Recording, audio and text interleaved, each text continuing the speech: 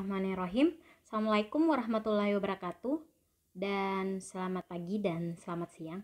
Jadi pertemuan sebelumnya kita sudah masuk ya materi mengenai ekosistem ekologi laut tropis mangrove.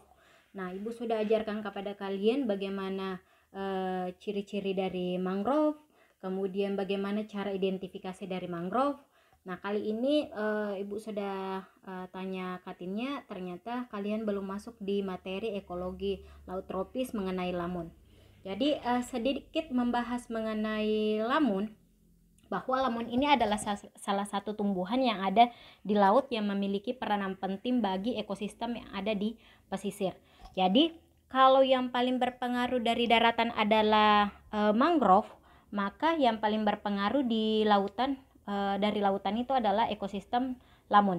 Nah, ekosistem lamun ini atau lamun ini biasa banyak disebut di masyarakat pesisir ataupun di pulau-pulau bahwa ini adalah rumput di laut.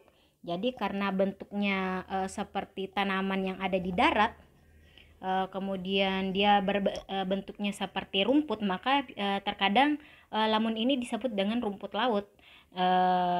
Dari beberapa sebutan-sebutan yang ada di pulau-pulau kecil ataupun di pulau-pulau dan pesisir.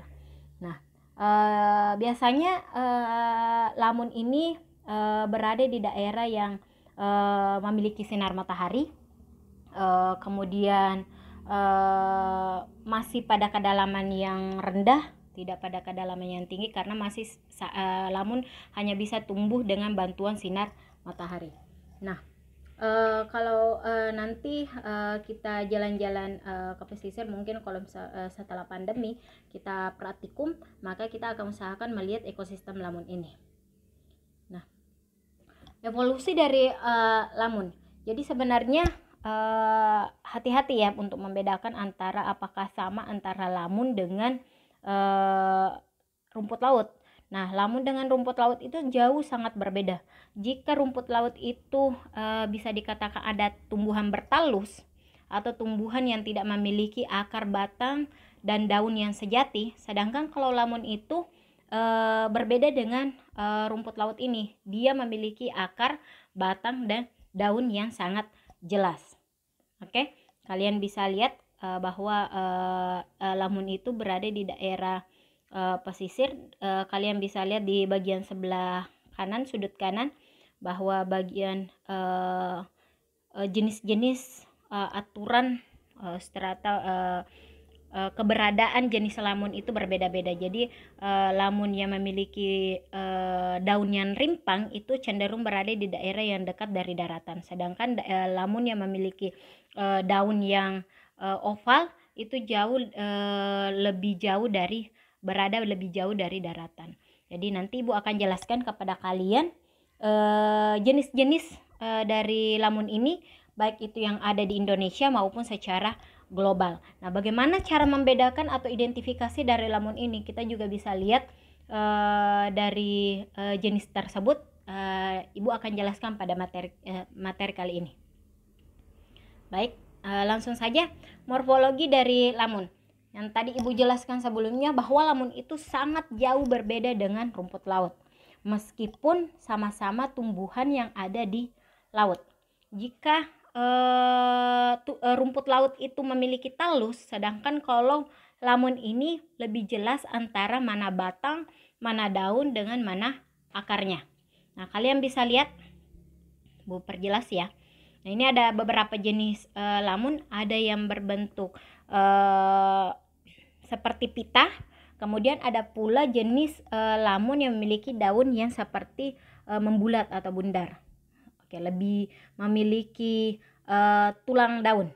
Nah, di sini ada nomor 1, kalian bisa lihat gambar nomor 1 adalah leaf tip, atau Ibu jelaskan secara umum ya. Leaf tip itu adalah kita bisa membedakan jenis-jenis lamun berdasarkan leaf tipnya atau berdasarkan ujung daunnya. Oke? Kalau misalkan kita sudah lihat daunnya, apakah dia berbentuk pita atau berbentuk oval, nah maka kita lanjut melihat, misalkan kita sudah tahu nih bahwa lamun ini berbentuk pita, lamun yang B berbentuk oval. Nah, lanjut kita identifikasi berdasarkan leaf tipnya atau ujung daunnya. Nah, itu nanti Ibu akan jelaskan berbeda-beda antara setiap spesies. Ada yang berbentuk gerigi, ada yang membundar, ada yang berbentuk seperti love, ada yang berbentuk silinder seperti jarum. Nah, itu juga berbeda-beda setiap lamun, seperti dengan identifikasi ekosistem mangrove minggu lalu.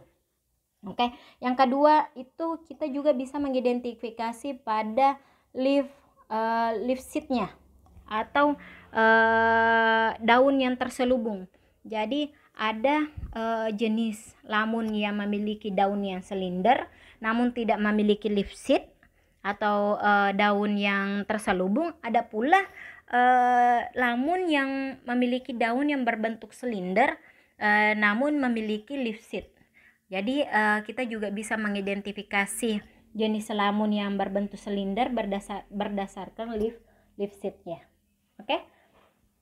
Nah, kemudian lanjut yang ketiga, jika kita memiliki jenis lamun dengan identifikasi bentuk daun lamunnya berbentuk oval, maka yang harus kita perhatikan itu yang pertama adalah cross vine-nya atau mid vine-nya atau emarginal vine-nya atau tulang daunnya. Nah, sama halnya minggu lalu Ibu juga sudah kasih ya di mangrove bahwa kita harus melihat tulang daunnya, apakah dia sejajar, apakah dia menjaring. Nah, ini sama halnya dengan lamun juga, bahwa setiap jenis lamun memiliki tulang daun yang berbeda-beda. Nah, kalian juga bisa lihat ada yang di sisi jenis lamun yang memiliki daun yang elips di sisi sebelah kanan ataupun di sebelah kiri itu berbeda-beda. Ada yang hanya memiliki dua batang setiap daun lamun. Ada pula yang hanya memiliki satu batang namun memiliki jaring yang beruas-ruas yang saling terhubung. Nanti kita lihat ya jenis-jenis lamun dengan cara mengidentifikasi lamun. Nah, ini bagian-bagian utama dari lamun. Lamun memiliki daun. Ingat, lamun memiliki daun berbeda dengan rumput laut. Kalau rumput laut itu dikatakan talus daun atau menyerupai daun. Kalau di lamun itu memiliki daun sejati. Kemudian juga memiliki akar. Ya, juga memiliki akar. Ada beberapa lamun memiliki nih, kalian bisa lihat ada leaf scar-nya atau stemnya, vertical stem. Ada yang memiliki batang, tapi ada pula lamun yang tidak memiliki batang. Kemudian ada yang memiliki buah. Nanti berbeda-beda juga setiap buah pada lamun, hampir sama dengan mangrove. Kalau mangrove juga memiliki buah yang berbeda-beda, sama halnya dengan lamun. Namun yang berbeda di sini adalah bahwa lamun memiliki rizoma, namun tidak semua lamun memiliki rizoma. Rizoma itu adalah akar seperti batang yang menjalar di tanah. Misalkan ini adalah permukaan tanah, maka ada batang yang menjalar di permukaan tanah tersebut. Itu adalah rizoma. Ingat, hati-hati membedakan antara rizoma dengan akar. Kalau akar dia itu cenderung masuk ke tanah, ingat, dia cenderung masuk ke tanah atau ke substrat, sedangkan rizoma itu dia hanya berada di atas permukaan substrat atau di dalam substrat. Jadi dia tidak masuk ke substrat atau ke tanah, namun dia menjalar ke substrat. Ingat, hati-hati membedakan antara rizoma dengan akar. Dan ingat bahwa tidak semua jenis lamun itu memiliki rizoma. Oke, Ibu lanjut identifikasi lamun. Tadi Ibu sudah jelaskan kepada kalian untuk mengidentifikasi lamun itu ada beberapa, kita perhatikan jenis daunnya dulu. Jadi ada daun yang berbentuk seperti pita, seperti yang Ibu, ada pula yang berbentuk seperti daun, ada yang berbentuk seperti jarum. Nah, ini adalah yang berbentuk seperti jarum, yaitu jenis Syringodium isoetifolium. Ada rupiah, Kemudian ada jenis jadi hanya ada dua ya yang berbentuk seperti jarum tadi, hanya Syringodium isodifolium dengan rupiah. Sedangkan jenis lamun yang memiliki bentuk daun yang berbentuk oval atau oblong itu ada di genus Halophila. Ada Halophila spinolosa, ada Halophila ovalis, ada Halophila decipiens, ada Halophila copriconi, ada Halophila stripolosea, ada Halophila bacheri. Sedangkan selanjutnya itu lamun yang memiliki bentuk daun yang berbentuk seperti pita. Nah, ada jenis Thalassia hempricii. Ini hanya ada satu spesies nih, Thalassia. Kemudian ada di Semodosae, ada dua, Semodosae cerulata dengan Semodosae rotundata. Nah, jika ingin membedakan cerulata dengan rotundata, nanti kita lihat dari ujung daunnya. Kemudian ada Halodule uninervis atau pinifolia. Kemudian ada Thalassodendron ciliatum.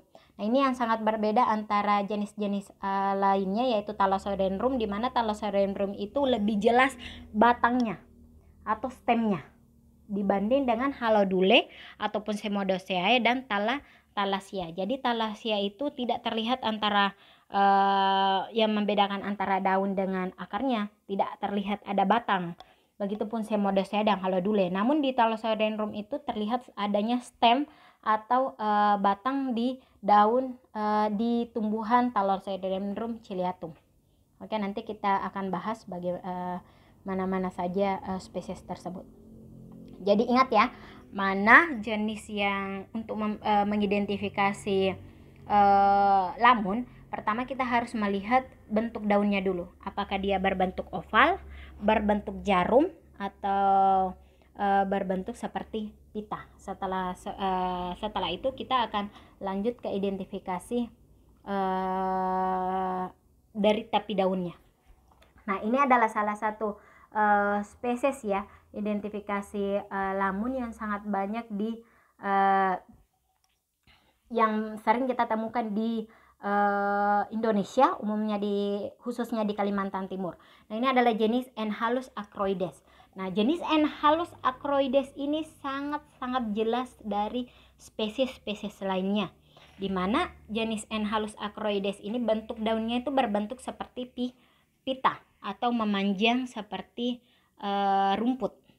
Nah, dia cenderung lebih padat, lebih rimpang, memiliki daun yang panjang, kemudian memiliki daun yang lebih lebar dibanding dengan jenis lamun yang berbentuk pita lainnya. Kemudian dia memiliki rambut pada rizomanya. Nah, kalian lihat ini ada yang warna hitam, itu adalah disebut stigma. Oke, kan stigma itu adalah ujung dari daunnya.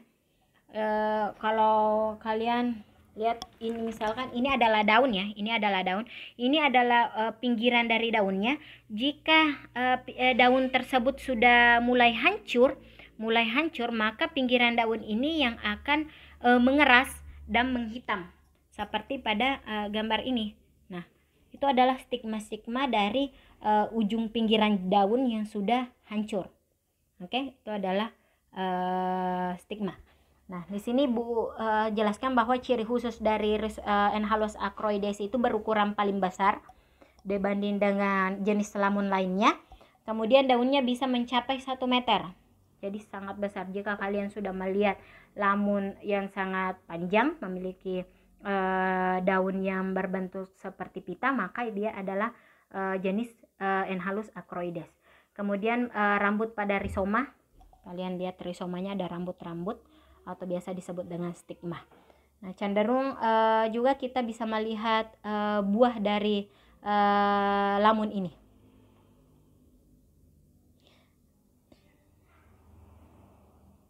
Nah, selanjutnya yaitu Thalassia hempricii. Nah, jenis Thalassia hempricii ini juga bisa jenis lamun yang berbentuk seperti pita ya, berbentuk seperti pita. juga berbentuk seperti pita. Namun jenis lamun ini cenderung berbeda dengan jenis lamun Enhalus, di mana dia lebih kecil dibanding dengan jenis lamun Enhalus. Nah, di sini kalian bisa lihat Thalassia hemprici ini hampir mirip dengan jenis Hemodacea rotundata, tapi rizomanya beruas-ruas dan tebal. Jadi ini hati-hati pada saat kalian mengidentifikasi di lapangan nantinya. Hati-hati membedakan antara Thalassia hemprici dengan Hemodacea rotundata. Nah, kalau misalkan kalian lihat bentuk daunnya juga sama, berbentuk pita, namun kita juga harus melihat rizoma, akar rizoma pada kedua jenis lamun ini. Jika akar rizomanya itu tebal kemudian beruas-ruas, maka dia adalah jenis Thalassia hemprici. Kemudian pada daun lamunnya, daun lamun Thalassia hemprici itu terlihat garis atau bercak-bercak coklat pada helaian daunnya. Jadi ada terlihat bercak-bercak coklat pada helaian daunnya. Dia juga memiliki buah di bagian nudenya, pertemuan antara rizoma dengan daunnya. Oke, itu adalah Thalassia hemprici. Nah, ini dia Hemodacea rotundata. Kalau kita lihat ya dari gambar itu mungkin akan jauh berbeda, namun jika kita di lapangan terkadang Thalassia hemprici memang sangat sulit dibedakan dengan Hemodacea rotundata. Kalau dari gambar ini kalian lihat, kalau Hemodacea rotundata itu daunnya lebih kecil, lebih ramping dibanding dengan Thalassia hemprici. Namun jika kita temukan Thalassia hemprici dalam ukuran yang kecil, maka dia akan sangat mirip dengan Hemodacea rotundata. Nah, kalau ingin melihat lagi selain dari rizomanya tadi, kalian juga bisa lihat dari ujung daunnya. Jika ujung daunnya rotundata itu berbentuk seperti ada satu seperti love ya, atau dia masuk sedikit masuk ke dalam, itu adalah Hemodacea rotundata. Kalian bisa nanti kita juga harus membedakan antara Hemodacea rotundata dengan Cerulata. Nah, kalian bisa lihat tadi kalau Thalassia tadi itu pada rizomanya dia beruas-ruas kemudian tebal, sedangkan Hemodacea kalau kalian lihat gambar ya pada slide ini, dia tidak memiliki ruas-ruas pada rizomanya. Oke, jadi untuk membedakan Thalassia dengan Hemodacea, lihatlah pada rizomanya. Oke, kemudian cara membedakan antara Hemodacea rotundata dengan Hemodacea cerulata, kalian bisa melihat dari ujung daunnya. Jadi kalau ujung daun rotundata itu dia sedikit masuk ke dalam namun tidak bergerigi. Kemudian seludang daunnya menutup sempurna, atau ada daun yang bagian bawahnya itu dia menutup sempurna menuju ke atas. Oke, baik, kita akan lihat bagaimana Cerulata.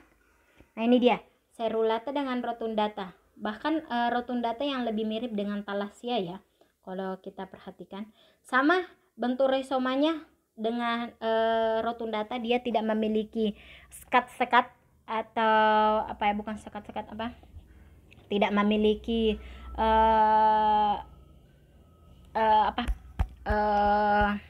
patahan-patahan di bagian atau seperti bata ya, seperti bata pada rizomanya. Ini hampir sama dengan rotundata tadi. Namun untuk membedakan antara Cerulata dengan rotundata itu dilihat dari tepi daunnya. Oke. Kalau Cerulata itu lebih bergerigi, berbentuk seperti bergerigi, atau dia lebih kasar. Nah, berbeda dengan rotundata tadi, dia masuk ke dalam dan lebih halus. Kemudian seludung daunnya berbentuk segitiga, tidak menutup sempurna. Nah, ini kalian bisa lihat berbentuk segitiga dengan tidak menutup sempurna. Oke, kemudian kita lanjut ya. Halodule pinifolia. Nah, ini masih bisa lebih mudah dibedakan antara antara Rhizopora, antara Hemodacea, kemudian antara Rhizollenia ataupun antara jenis lainnya. Kalau Halodule finifolia itu dia memiliki daun yang lebih pipih, kemudian lebih panjang tapi berukuran sangat kecil. Oke, dia berukuran lebih kecil seperti seperti rumput yang ada di darat. Rumput yang ada di darat atau di taman itu dia memiliki daun yang lebih panjang, kemudian kecil dengan kemudian dia lebih pipih, sedikit lebih pipih. Kemudian satu urat tengah daunnya sangat jelas atau memiliki urat daun atau tulang daun yang lebih jelas, sedangkan jenis lainnya itu tidak memiliki urat daun. Kemudian rizomanya halus dengan bekas daun yang jelas menghitam. Kemudian ujung daunnya agak membulat, jadi dia lebih membulat, berbeda dengan Semodaceae cerulata ataupun rotundata. Jadi ini nanti lebih jelas nih. Nah, ini yang berbeda dengan kita akan sulit lagi nih membedakan antara Halodule uninervis dengan pinifolia. Kalau Halodule uninervis itu daunnya pipi panjang tapi berukuran kecil, hampir sama dengan Halodule pinifolia. Kemudian satu urat tengah daun juga sangat jelas, rizoma halus dengan bekas daun jelas menghitam, ujung daun seperti trisula. Ini yang berbeda dengan uninervis dengan pinifolia. Jadi lagi-lagi kita harus melihat dari tepi daun untuk membedakan spesiesnya. Kalau tadi Halodule uninervis itu ujung daunnya membulat, sedangkan kalau Halodule uninervis itu ujung daunnya seperti trisula. Nah, trisula itu seperti tombak yang dimiliki laut. Jadi trisula itu berbentuk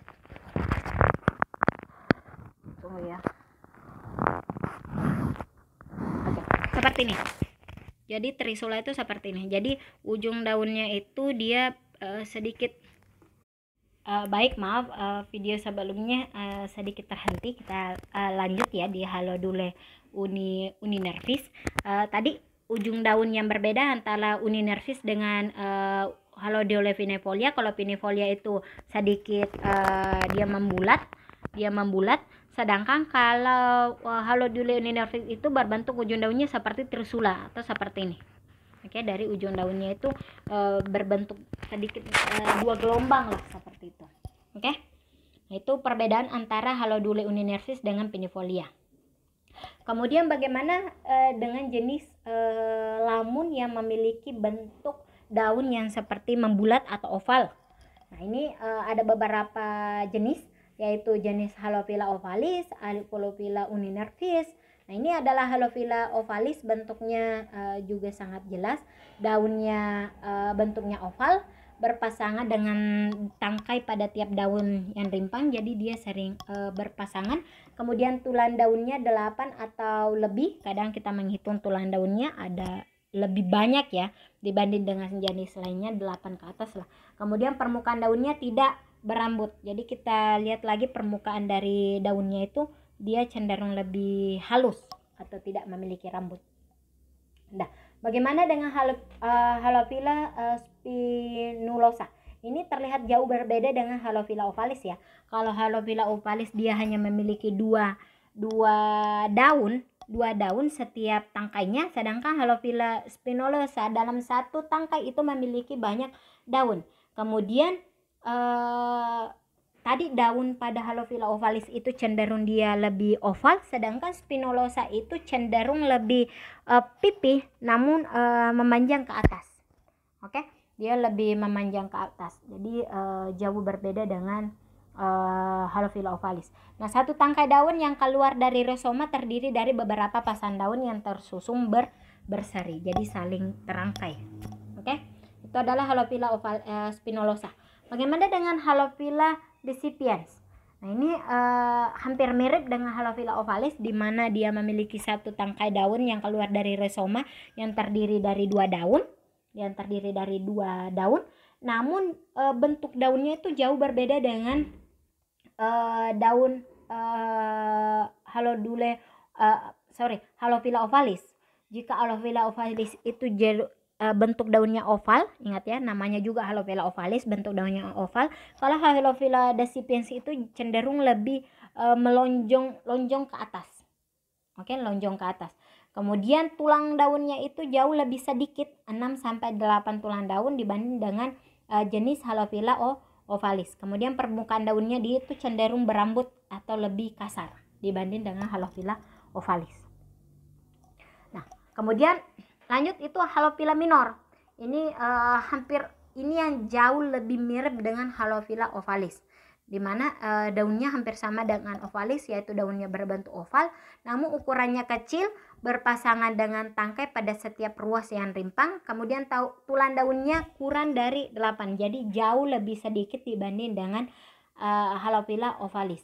Jika Halophila ovalis dengan Halophila minor itu memiliki bentuk daun yang sama, namun dia memiliki tulang daun yang berbeda.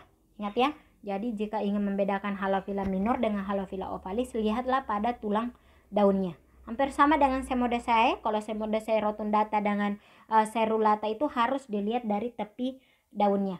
Ada yang berbentuk seperti trisula atau berbentuk seperti dua ombak. Kemudian sedangkan ada juga Semodaceae rotundata. Rotundata itu dia lebih membulat. Oke. Nah, ini ini jenis Syringodium isotypholium. Dia jenis daun mangrove, daun lamunnya itu berbentuk seperti jarum. Jadi dia runcing kemudian lebih padat seperti berisi. Tuh. Atau daunnya berbentuk silinder. Oke. Nah, itu sangat jelas kalau di lapangan kita langsung bisa tahu antara jenis ini adalah jenis Syringodium isotypholium dibanding dengan jenis lainnya. Kemudian selanjutnya itu Thalassodendron ciliatum. Ini juga sangat jelas ya dibanding dengan spesies-spesies yang Ibu sebutkan yang memiliki daun pita. Kalau Thalassodendron ciliatum kalian bisa lihat dia memiliki stem atau memiliki seperti batang dari penghubung. Dia tidak langsung terhubung antara daun dengan rizoma, namun dia memiliki stem atau tangkai daun yang lebih tinggi. Nah, ciri khususnya daunnya pita, kemudian berkumpul membentuk klaster, kemudian satu klaster daun terbentuk dari tangkai daun yang panjang dari rizomanya. Nah, itu untuk menjelaskan mengidentifikasi jenis-jenis lamun yang ada di laut. Nah, ini mungkin ya kalau kita lihat antara lamun dengan mangrove itu lebih sulit untuk mengidentifikasi mangrove dibanding dengan jenis lamun. Meskipun untuk cara mendapatkannya ya memang jauh lebih sulit mendapatkan daun lamun dibanding daun mangrove. Kalau daun mangrove kita bisa dapat di daratan, langsung kita identifikasi. Sedangkan kalau mengidentifikasi lamun kita harus snorkeling atau menyelam, paling susah untuk menyelam. Nah, kita harus melihat lagi bentuk daunnya, kemudian kita lihat lagi bagaimana tulang daunnya, berapa jumlah tulang daunnya, kemudian kita lihat lagi tepi daunnya, apakah dia halus, apakah dia membulat, apakah dia berbentuk seperti trisula, atau dia apakah masuk cekung ke dalam. Nah, itu proses identifikasi yang harus kita lakukan untuk mengidentifikasi lamun. Nah, kemudian kita lanjut ya sedikit reproduksi lamun.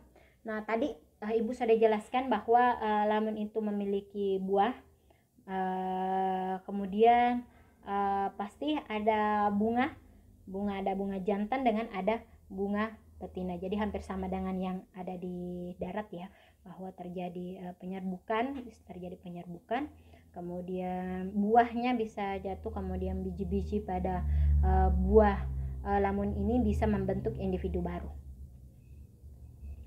Habitat hidup lamun seperti yang Ibu jelaskan tadi bahwa dia memiliki kedalaman yang rendah, ada juga di river estuary, ada di coastal, ada sedikit di deep water, kemudian ada di reef atau di terumbu karang, namun tidak begitu banyak.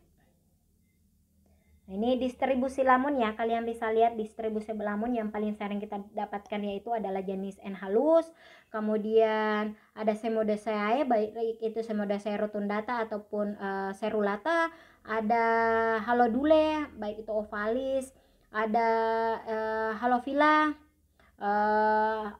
ada Thalassia, ada Thalassodendron. Namun jenis Zostera, Pisidonia dan Pisidonia ada juga yang hanya ditemukan di daerah yang memiliki iklim subtropis.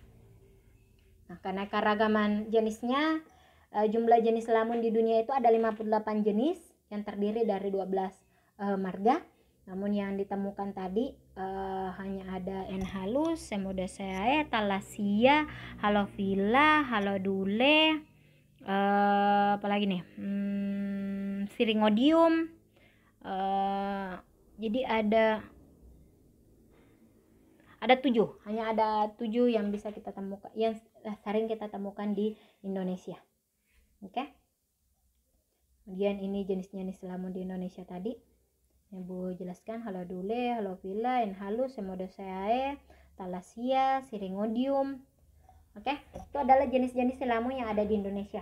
Kemudian kita sedikit membahas fungsi lamun sama dengan hampir sama dengan fungsi mangrove, di mana dia berfungsi sebagai produsen primer dari biota-biota yang ada di laut, di mana si lamun ini berfungsi sebagai penyumbang makanan, tempat perlindungan, kemudian berfungsi sebagai tempat perkembangbiakan organisme-organisme laut, hampir sama dengan alga. Kemudian tempat ini ada tempat pertumbuhan biota, beberapa jenis ikan, makanan dugong, makanan dari penyu juga. Nah, kemudian perangkap sedimen. Jadi di lamun itu akan merangkap sedimen, akan menangkap sedimen-sedimen yang berada dari lautan, dia tangkap. Kemudian lanjut pada ekosistem mangrove.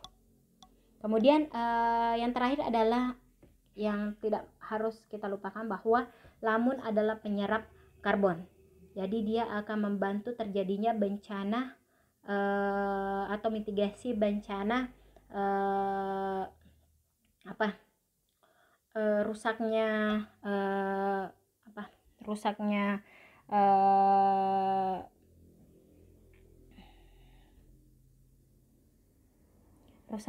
ozon.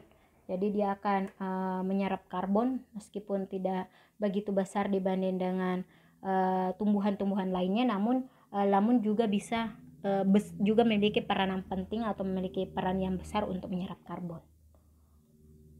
Nah, ini kalian bisa baca sendiri ya beberapa fungsi penjelasan dari fungsi ekologis lamun. Namun tadi Ibu sudah jelaskan secara umum itu adalah fungsi lamun. Oke, baik. Mungkin dari materi Ibu itu saja. Kalau ada pertanyaan silahkan tanyakan di Google Classroom. Ibu tutup pertemuan kita hari ini. Ibu ucapkan banyak terima kasih. Assalamualaikum warahmatullahi wabarakatuh dan salam.